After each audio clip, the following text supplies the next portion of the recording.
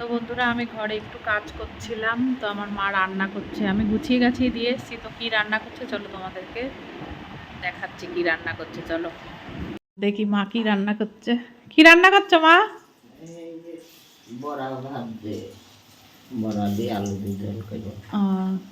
মাছ নিতে মাই না করলো, কারণ মাছ মা বলছে গন্ধ লাগছে, এই জন্য খাবে না, তাই তো। তাই বড়া ভেজে বললো ঝোল খাবে। দুধ এসছে মনে হয়, আগে নিয়ে আসি। হ্যাঁ, তো চলো দুটো বড়া খাই। এগুলো ভাজা রাখার জন্য করেছো একটু বেশি করে। তো চলো। হ্যাঁ, সুন্দর হয়েছে। বড়া ভাজা খাওয়াই হয় না, তুমি আসলেই খাওয়া হয়, ভালো লাগে বেশ। এই লাগছে। তারপর তোমার জামাইও করে।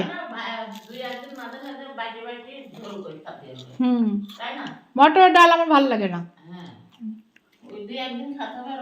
হ্যাঁ, তাহলে ডালটা শেষ হয়ে যাবে।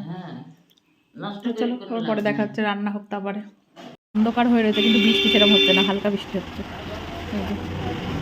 অন্ধকার হয়ে যাচ্ছে এদিকে, কিন্তু বৃষ্টি সেমন নেই। তো তোমাদের ওইদিকে ঝড় বৃষ্টি হচ্ছে নাকি কমেন্টে জানাবে। দেখতেই পাচ্ছ আমাদের দুপুরের মেনুতে আছে আজকে সাদা ভাত, বড়া ভাজা, একটা নিরামিষ তরকারি, মুসুরির ডাল।